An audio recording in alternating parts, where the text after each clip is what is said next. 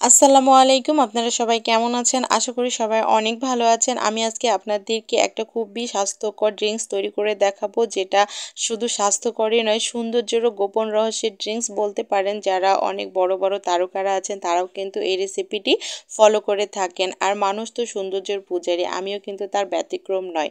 তো আমিও এই রেসিপিটি ফলো করি, এই জন্য আপনাদের সাথে শেয়ার করব না তা আবার হয় নাকি। তো আশা করি আপনাদেরও অনেক বেশি ভালো লাগবে এবং উপকারে আসবে।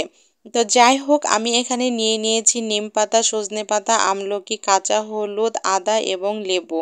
আমরা কিন্তু জানি সজনে পাতা এবং কালো জিরা আমাদের মহা ঔষধ। তো আমাদের মহা ঔষধ যেহেতু, সেহেতু সব কাজের জন্য অনেক বেশি গুরুত্বপূর্ণ। আপনারা কিন্তু বুঝতে পারছেন যে এই কয়েকটি উপাদান আমাদের স্বাস্থ্যের জন্য কতটা বেশি কিন্তু গুরুত্বপূর্ণ এবং কার্যকরী ভূমিকা পালন করে। তো আমি সব উপকরণ কিন্তু ব্লেন্ডার জারের মধ্যে নিয়ে নিয়েছি এবং একটু সামান্য পানি দিয়েছি, দিয়ে ব্লেন্ড করে নিয়েছি। নিয়ে আমি আইস কিউব বক্সের মধ্যে ঢেলে নিচ্ছি। এটা আমি আইস বসিয়ে নেব। তবে আপনারা চাইলে এটা শিলনোড়াতেও বেটে নিতে পারেন এবং সুন্দর করে এয়ারটাইট বক্সে নর্মাল ফ্রিজে 2 থেকে 3 দিন এটা রেখে কিন্তু খেতে পারবেন।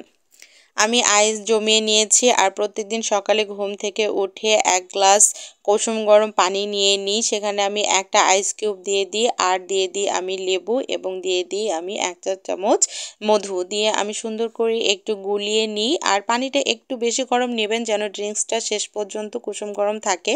দিয়ে খালি পেটে খেয়ে নিই। আর 1 থেকে 2 ঘন্টা পরে আমার যে নর্মালি রুটিন থাকে নাস্তার, ব্রেকফাস্ট, আমি সেটা করে নিই। আর এটা যে এতটা বেশি গুরুত্বপূর্ণ ভূমিকা পালন করে স্বাস্থ্যের জন্য এবং সৌন্দর্যের জন্য, যারা পান করবেন বা করেন তারা কিন্তু অবশ্যই জানেন এটা কতটা উপকারী। আশা করি এই টিপসটি আপনাদের অনেক বেশি কাজে লাগবে। আজকে এ পর্যন্তই। আল্লাহ হাফেজ। আসসালামু আলাইকুম।